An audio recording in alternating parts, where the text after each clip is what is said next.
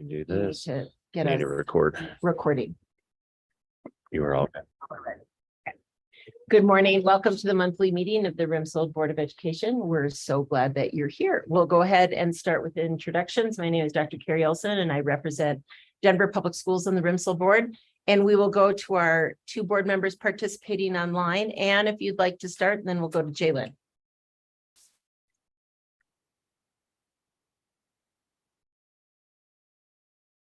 Hi, good morning. Ann Egan with Cherry Creek School District.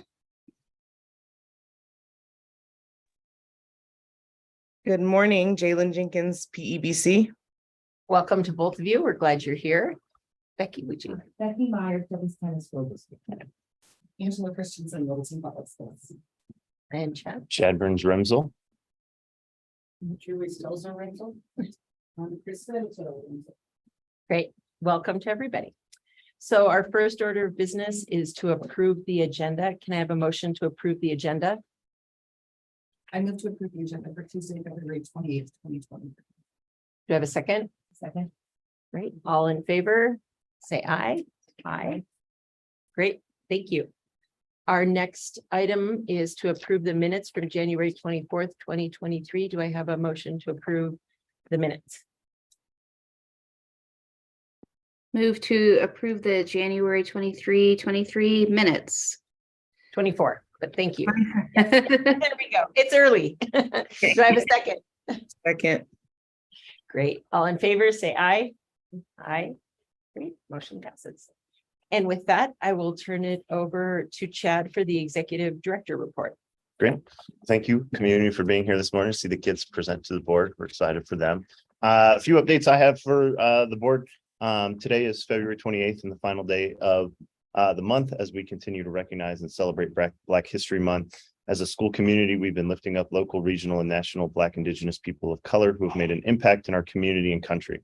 Black History Month is an additional opportunity for school communities to understand the history of Black Americans is not limited to one point in a given calendar, but acknowledgement that every day the contributions are a rich part of our history.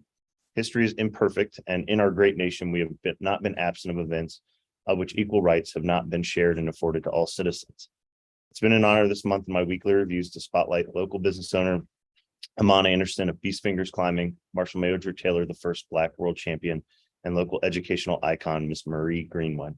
I value our teaching staff as they have shared the tremendous impact of Black Indigenous people of color in American history this month with their students. Last week was a special week here at RMSEL. We appreciate you as parent community for providing teachers that time for our curriculum camps. This was our third multi-day planning retreat for instructional staff at RMSEL. This was created based on feedback from our crew leadership team that they needed large intentional blocks of time to support the development of authentic case studies. The board supported a revised calendar, providing the opportunity for a 3-day camp in August, 2-day camp in November, and the most recent final camp in February. On Thursday, February 23rd, our crew leadership team convened for a review of our camps this year with a feedback protocol to highlight areas of celebration as well as adjustments for next year. This time has been overwhelmingly supported and useful for our staff, and the feedback for next year are small adjustments to further the success of these intensive periods of planning throughout the school year. I look forward to the continued implementation of case studies that engage students in relevant topics of study that lead to a deep understanding of content standards and authentic contextualized final products. Thank you for joining us for conferences, which were the final 2 days of the week. These are important conferences for students to lead their families in understanding their current performance. In addition to the review of mid-year performance, these conferences are important for the review of each student's working portfolio that will be completed and reviewed in May. It's powerful to see our kids articulate their achievement as well as areas for improvement as they work towards the conclusion of the year. As a reminder, I put this in an email to the board. I've included calendar links for all of our community events between now and the end of the school year. I provided a time, location, brief description, and then the phrase optional, since they are school-based things that are going to be going on, of which the board is always welcome to attend. So as your schedule permits, please accept or decline or tentatively hold those things, just that you know the wonderful things that are happening here in our community. This is a time where our team as administrators starts working in 3 school years. It's the time for hiring. At this time, we've completed the annual staff recommitment process, resulting in 5 instructional vacancies for next year. This represents a turnover percentage of 18.5%. We have 27 total instructional staff here at RMSEL. All returning staff members will receive the $6,000 recommitment stipend in their March payroll. This represents between a 10% to 15% of a base teacher salary and is funded from our final ESSER allocations. The intent of this process is to ensure that we can understand our vacancies for the following year, hire when the pool of educators is the most robust. We do know that we will have turnover in our community year to year. I continue to be thankful that our turnover is due to relocations, new family members, advancement opportunities, and not displeasure with the professional learning community at our school. All of our postings will be live through various educational recruiting sites, member districts, and the addition of LinkedIn, which is a large search pool that is supportive. We hope to interview prior to spring break to ensure that our staffing needs are filled. As we conclude the end of the year at RMSEL, we have CMOS and SAT administration, crew trips, portfolio, and reading presentations. We hope that we can accomplish this process in March. Appreciate all of our staff that are electing to return and celebrate the accomplishments in the journey for those transitioning next year. Want to recognize Chris Bedito, our enrollment coordinator. Everybody in the room's had an interaction with Chris at some point in their RMSEL journey. She is the glue that holds us together when it comes to this time of the year, bringing in new students. This year was one of our most successful lottery and shadow seasons because we were able to finish that prior to the President's Day holiday. All applications were accepted through January 31st at midnight. Lottery was conducted on February 1st by our third-party Smart Choice Technology. During the week of February, I get to make the phone call to all accepted parents and waitlist parents, which is super fun. You call folks in the middle of the day and they're like, "Who are you? What do you do?" Oh, RMSEL, sorry. I gotta leave this meeting. I gotta rush into. So it's always a fun time to get to share that good news. I appreciate our teaching staff because then we go into a process of shadowing for all those accepted and waitlist students based on kind of a sliding scale we've used around knowing how many spots will be typically accepted or relinquished, and that tends to be about 50%. So for example, in sixth grade, large enrollment point of 26, we tend to shadow 50 to 52 students so that we don't have to keep disrupting the classroom. So we do it a series of 2 days, and then we don't do it any other time through the duration of the school year because we want teachers to be teaching in the classroom and not interrupted. Right now, we're projecting enrollment to be between 390 to 400 students, and that never gets totally finalized until October 1st of the subsequent school year. We maintain a strong desire for enrollment at RMSEL with an extensive wait list. It's exciting to be thinking about the continued success of our community and offering an exemplary expeditionary learning school. Thank you. Any questions of the board? Anybody online have any comments or questions for Chad? In the room? Anyone have any comments or questions? I'd just like to thank you again for the complete overview of all that's going on. Sounds like it's been a busy month again, so thank you. And with that, we're going to move to our student body report. Are they ready? We'll get them. And we're more excited about the house. Yes, I saw the excited students this morning. For Anne and Jalen, we have some very excited 4th and 5th graders to present to us today. When Angela and I came in, they were getting all organized, so. Make a little semicircle up front. Go wherever you need. I will accommodate. Okay, sure. No, we'll be standing. Thank you so much. Sure.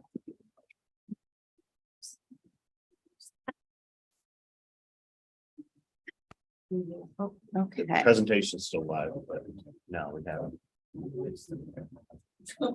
I'm getting better. Yeah, very impressive.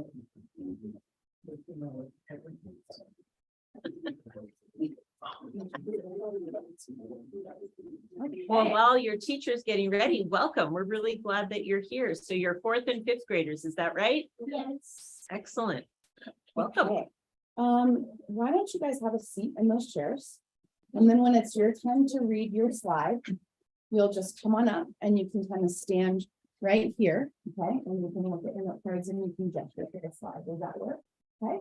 All right. Lorelai, come on up, girl.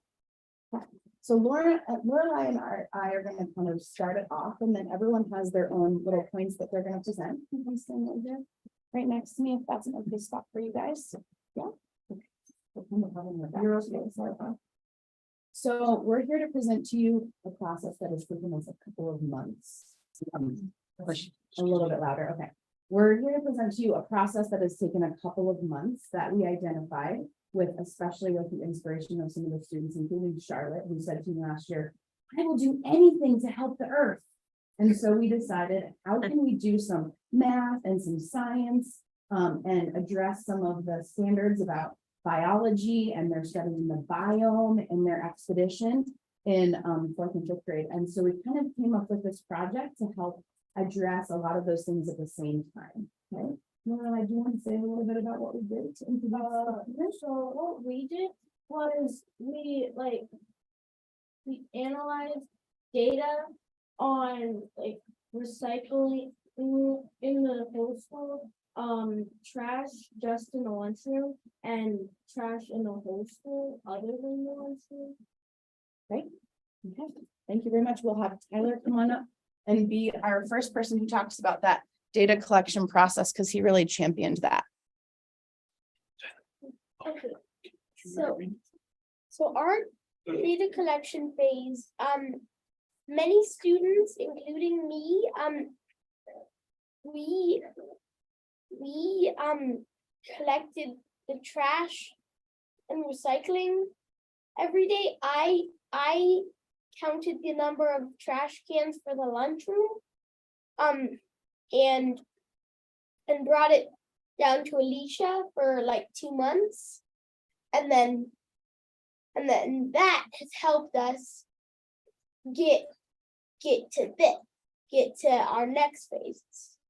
Do you want to show them your 3D printed graph, and like you can pass it around a little bit? Yes. Okay. And we also tried to visualize this data. We tried to print the data I collected, but the painting went a bit wrong. And then when we tried to take it off, it melted.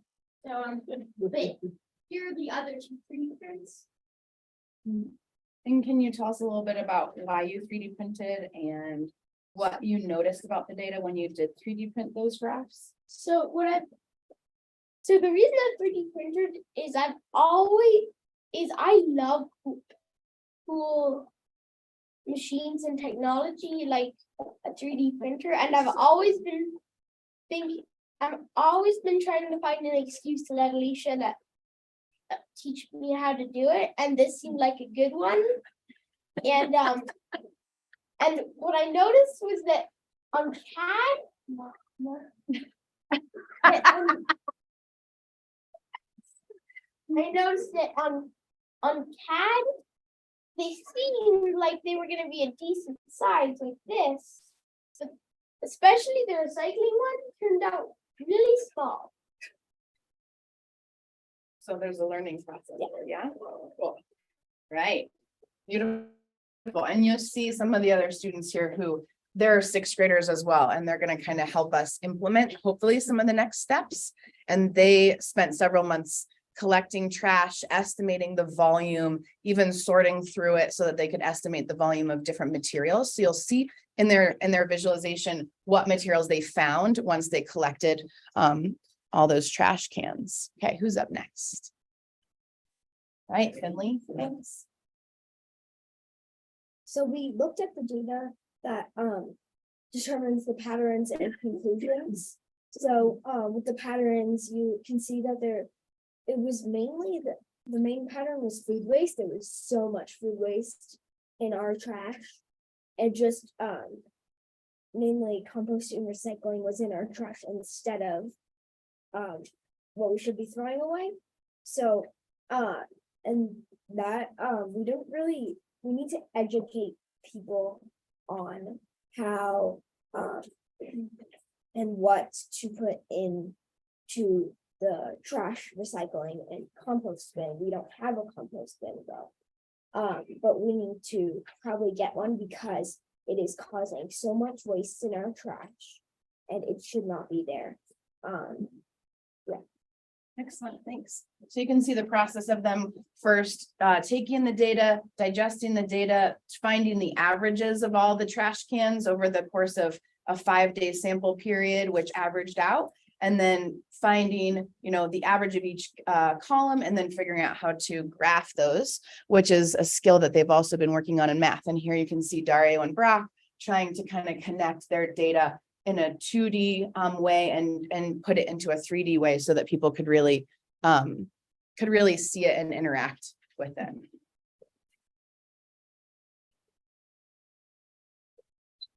Okay, so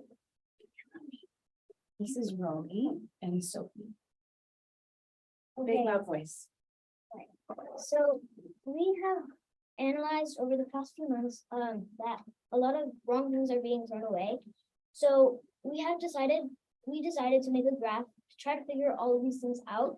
And we wanted to focus on recycling bins mostly because we noticed that a lot of recycling is being mostly thrown away. From this data, my team and I, us two, have identified the following behavior. Students are not really paying attention to what they throw away in our cafeteria. And well, that's vital to know what you throw away, since we get a lot of recycling in our trash, in our cafeteria. And the main source coming from that is we don't have a recycling bin or a composting bin in our cafeteria. So that is, if you guys have the project over here, this is causing, can you hold it?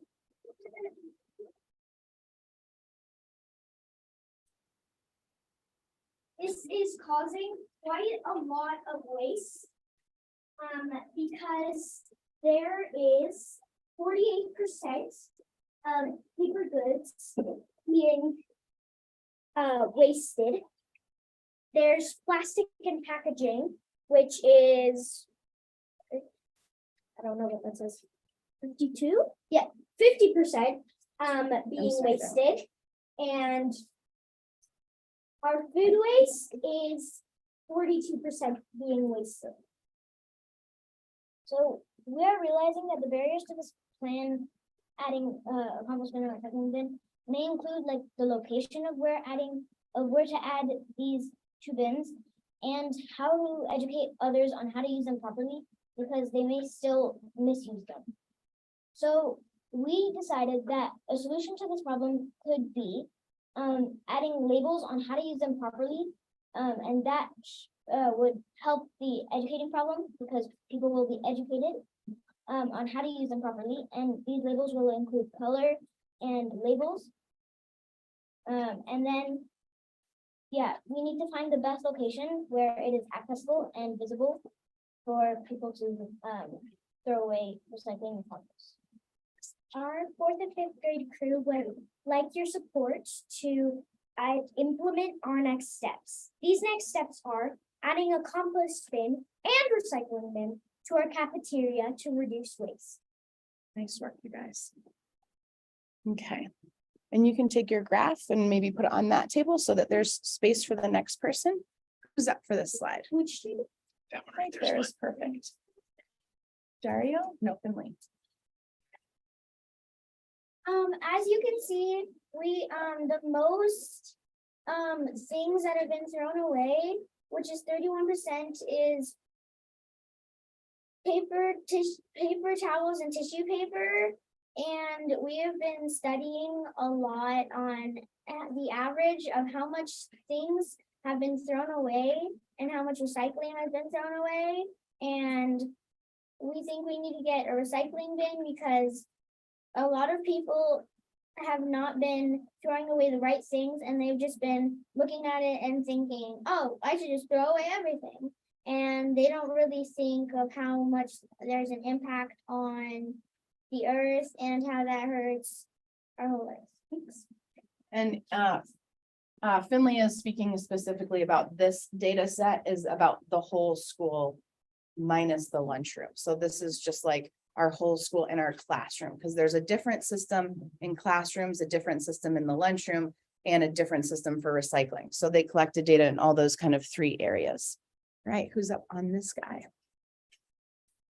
Brock, why don't you grab your graph, or Dario can grab the graph.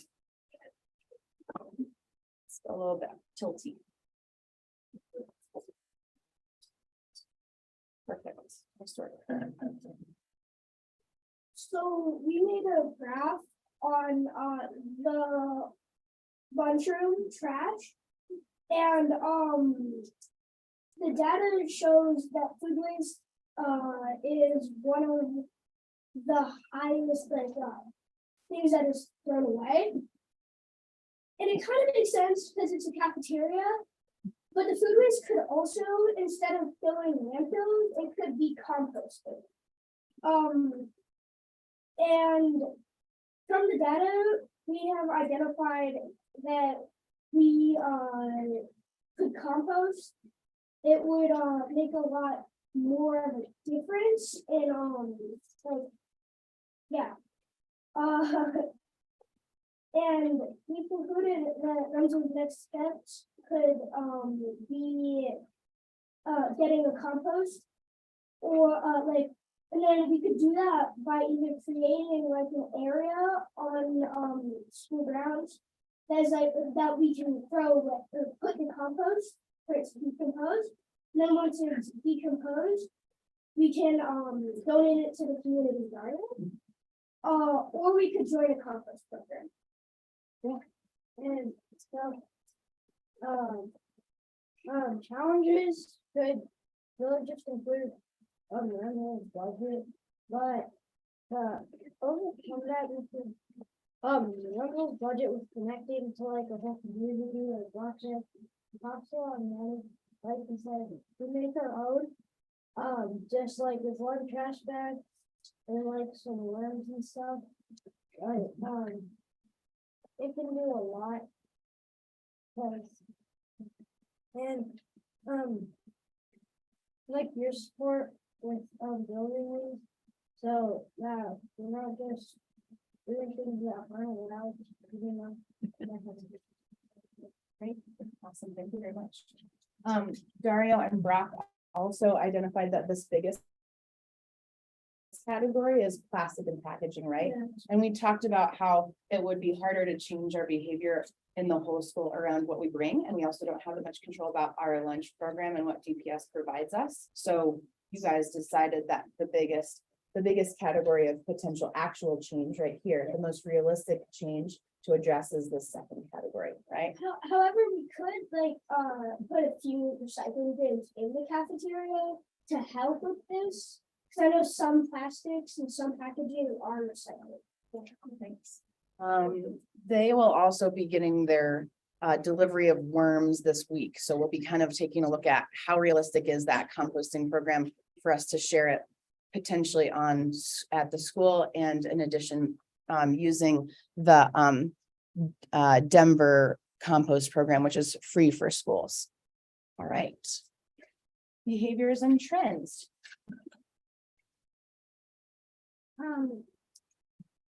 When it comes to school trash in our classrooms and bathrooms, we've noticed that 31% of our school trash is paper towels and napkins.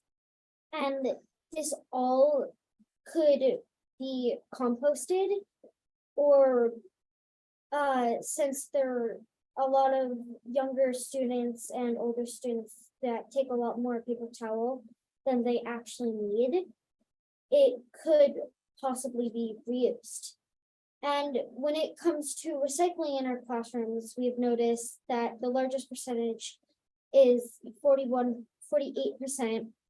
is in the other category, meaning we put a lot of stuff in the recycling that shouldn't really go there.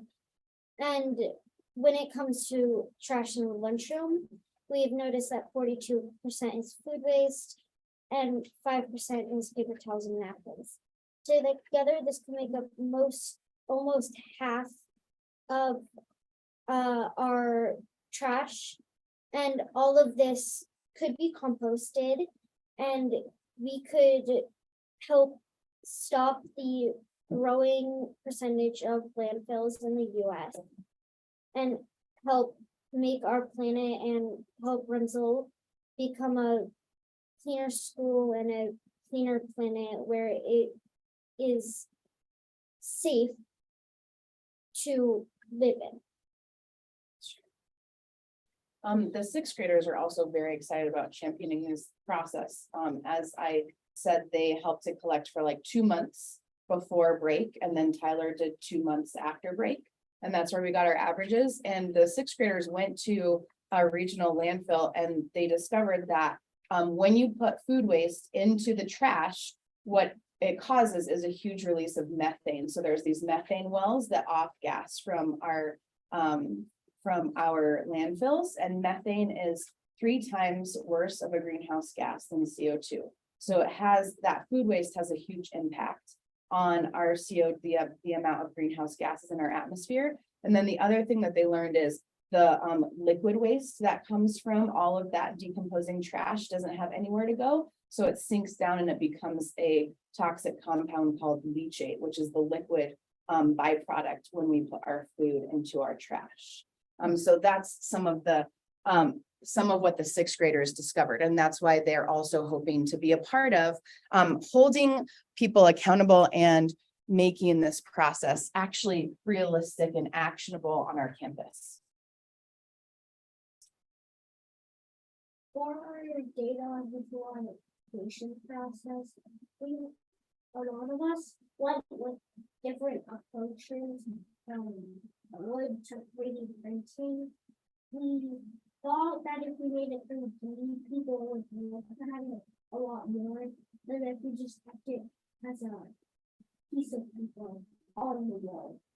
We thought if we showed people the height of how much trash is going on into places, it should not know how much other is recycling, which means we can't really recycle half of it is recycling. And so we saw how we did that. So you can see us working on it from Otis 3D printing, using different tools to help make us dioramas showing how much trash is not. And if you walk around our halls and our lunchroom in the next couple of weeks, as more and more groups are finishing, you'll see these installations in a variety of areas, and you'll see kind of the diversity of the ways that they chose to show those things.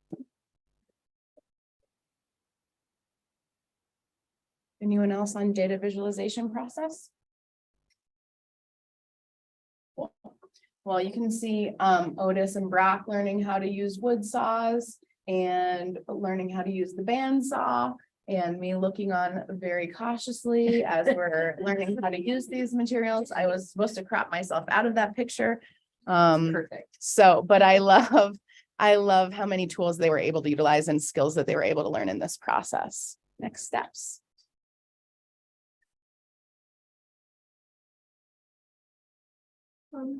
Some of our next steps should be like contacting more waste management programs, and maybe educating more people at schools like RMSEL about ways like how the negative impacts on the environment that throwing away something that can actually be composted or recycling, and educating people like Romy and Sophie said, making signs is a way to educate. Having community meetings is another way. Helping to reinforce new behaviors to hold our community accountable. With trash warriors and compost captains, which is part of the after school. They help like with whoever is on lunch duty afterwards. They might need to check. There will be 2 people, that will go, someone will go check the compost bin for items that shouldn't be in there, and the recycling bin for compost that shouldn't be in there. And using the city's free compost program for schools, by making our own compost bin to use for the community garden has a healthier impact on the environment, and it will help the community garden thrive, as well as helping ourselves, because like Alicia was talking about, all that those negative gases that are released into the air are not healthy for any life really. And putting recycling bins and compost bins over the school, where we use the most paper towels, and composting them will really make an impact. All right, and lastly, oh wait, we have 2 more slides. We also talked about the challenges with behavior change, and Zibby's going to talk a little bit more about So that. something that will be challenging is that changing behavior is really hard to do. So something that will be challenging is that changing behaviors is really hard, because if you've done something for like a long time, it's really hard to like sort of switch to the next thing like immediately. So you're gonna have to like just learn and practice.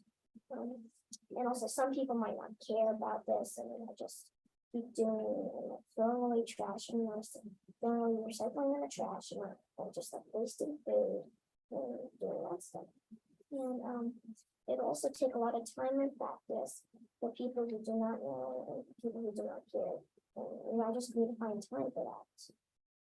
It also might cost a little money, and we also need to raise money for that, which is why that'd be a little problem.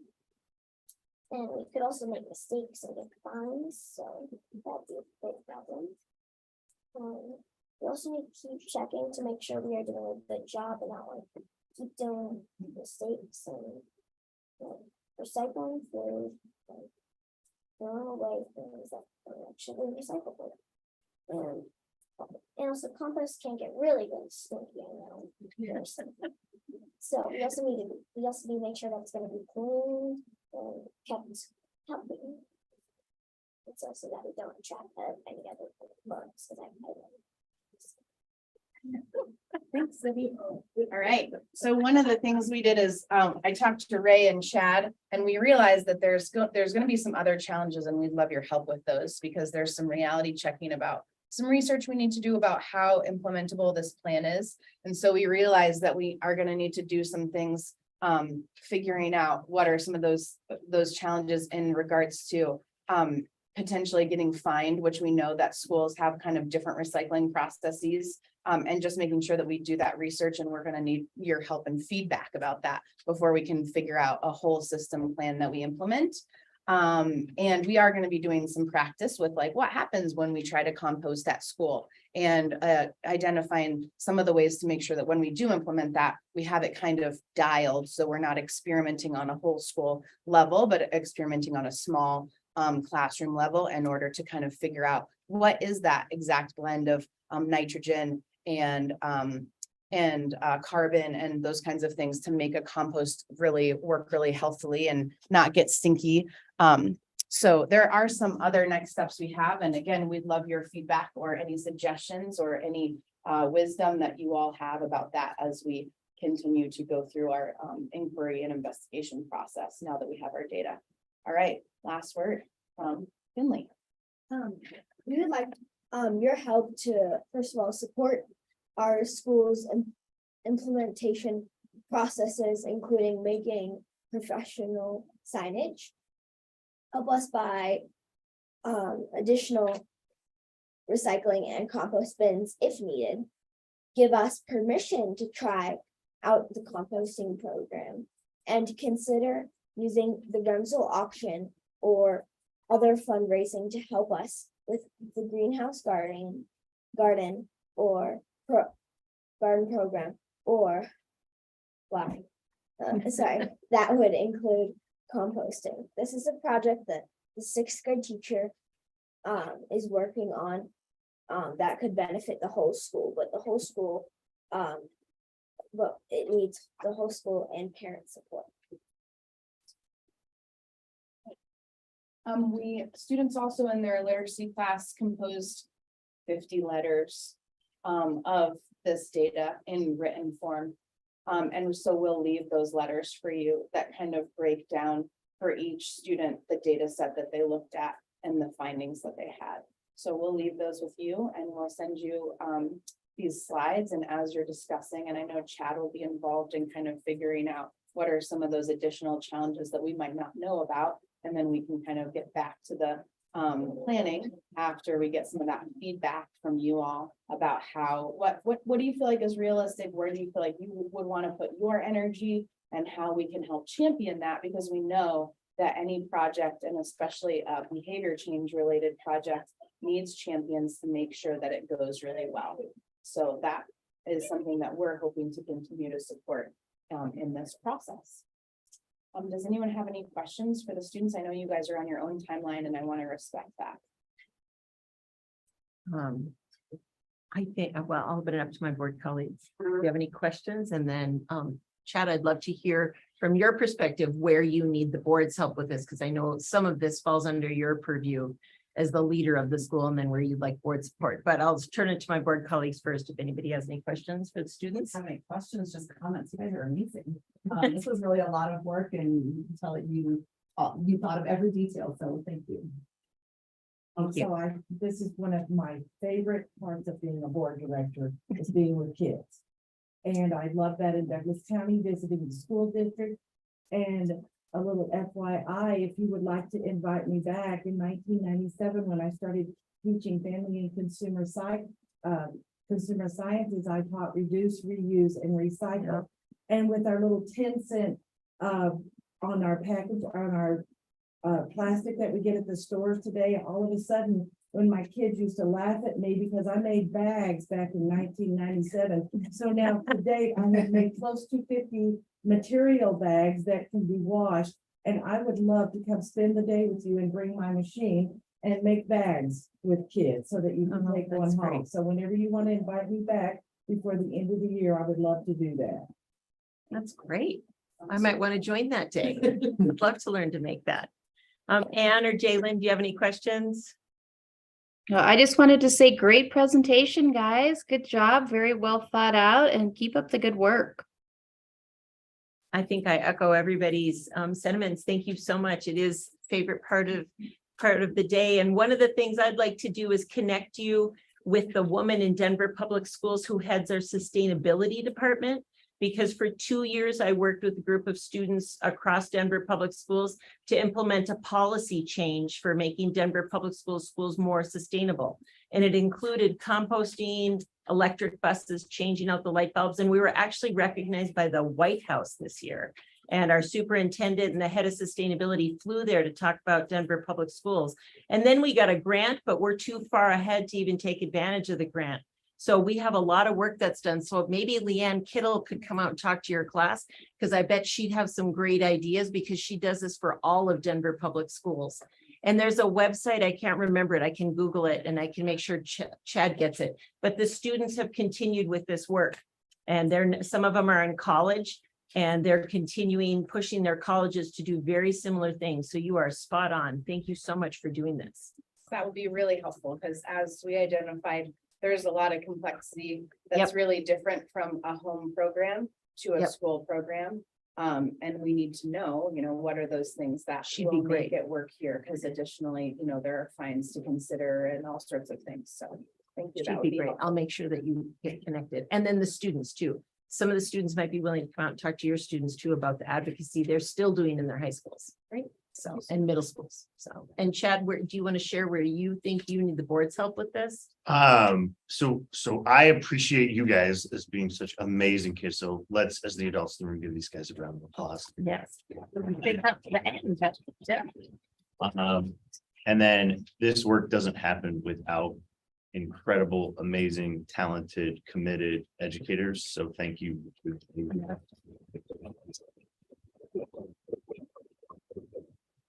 So I really appreciate, you guys have seen me in the classroom a couple of times, and we spend lunch duty every day together.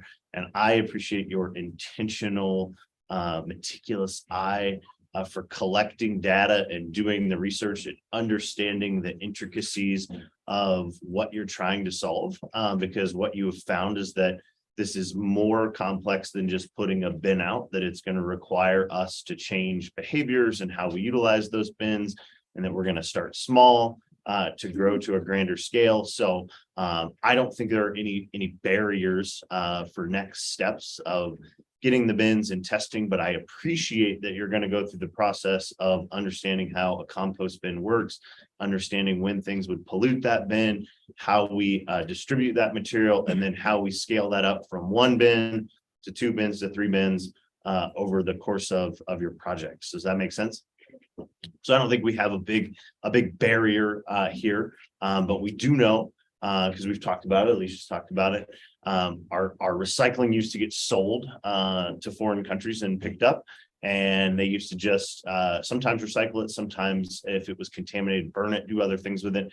And now they're not able to do that. And so we get these fines when things go into the recycling bin, that we get caught, we get charged twice as much to get our recycling picked up. And so I appreciate that you guys are willing to help solve that, so we contribute to a greener planet, a greener school community, but we also do it in a sustainable way that moves forward. So I am just here to thank you guys for waking up early and your amazing presentations, your graphs, and I hope you are inspired to get started on your next steps.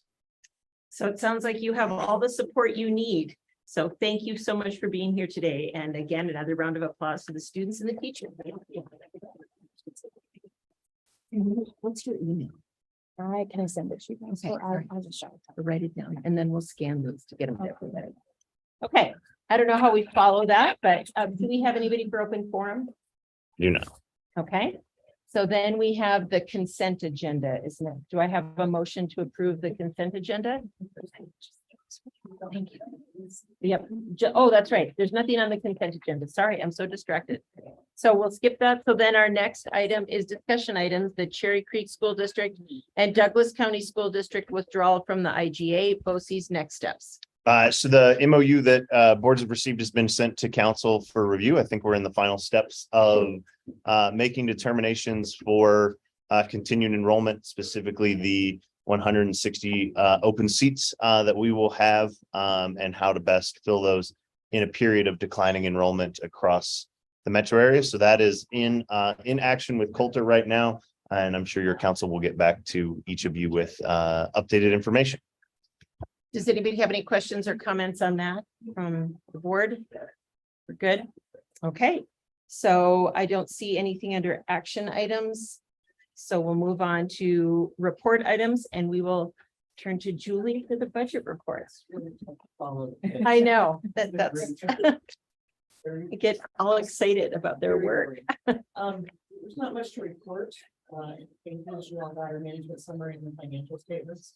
As you know, in the meeting that we had in December, you approved the audit for the fiscal year 2022 ending. And there is an issue with that I need to bring to your attention. In the process of going through building a crosswalk from our account structure into CDE's account structure, we have to go and basically break out a whole bunch of figures on our reports. So we have a line item on our public loss report that says it's for health and dental benefits. I have to explode that number into all that we've paid for the entire year, because each of those employees has a different job classification, and that's what has to go on that report. In the process of doing that, I came across there was a journal entry that was proposed by the auditors, which I made, which was a double entry. Basically, they were wanting to accrue June's health and dental benefits, and those had already been paid in May, so it was a doubling of the expense. So I brought that to the attention of our auditor back in the middle of this month. They agreed that the entry should not be made. So they are making that change and rolling forward with the financials. The problem being the audit financials and the CDE submission connect like this. And so the CDE submission has been done and we're waiting on the revised audit. I don't believe that it needs to come for a vote again because it's one entry. So it's gonna reduce our expenses by about 15,000. So, but it has to go through Clifton Larson's entire peer and management review in order to be finalized, and they said they could not get that done by today. But they said they could get it done by next Monday.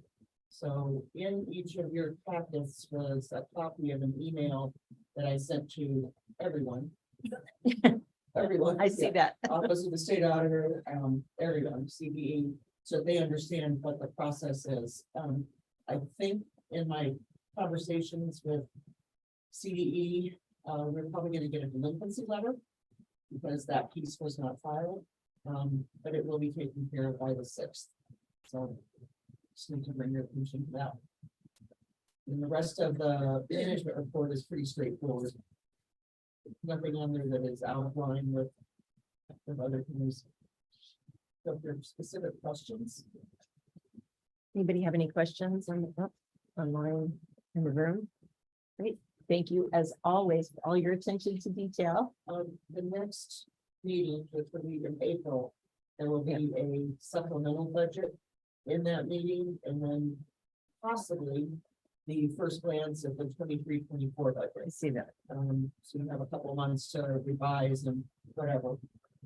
So if there's any other questions regarding the thing with the state and CDE, or you want to talk with any of these people, have their contact info. Thank you so much, Drew. Appreciate it. It's all your hard work. With that, I'll turn it back over to Chad for items for future agendas. So it's that time of the year to be thinking about evaluation of me as the sole employee as the board. We do that through a cycle of 3 evaluations. So you'll get an initial look at 3 standards in April, a secondary look at the remaining 3 standards in May. The board will have the opportunity to review, ask questions, request documentation and feedback, and then get that finalized annually each June. So just want to put that on the board's radar, that we'll use the same process that we've used for the last 2 school years, which has seemed to be very effective in making sure the board has time to go through information and make decisions. And I'll send out a Google questionnaire again, so you can provide feedback to my board after we get all of the information from Chad, so we can start thinking about it. So, any questions? All right, with that, I would entertain a motion to adjourn the meeting. A second? All in favor? Aye.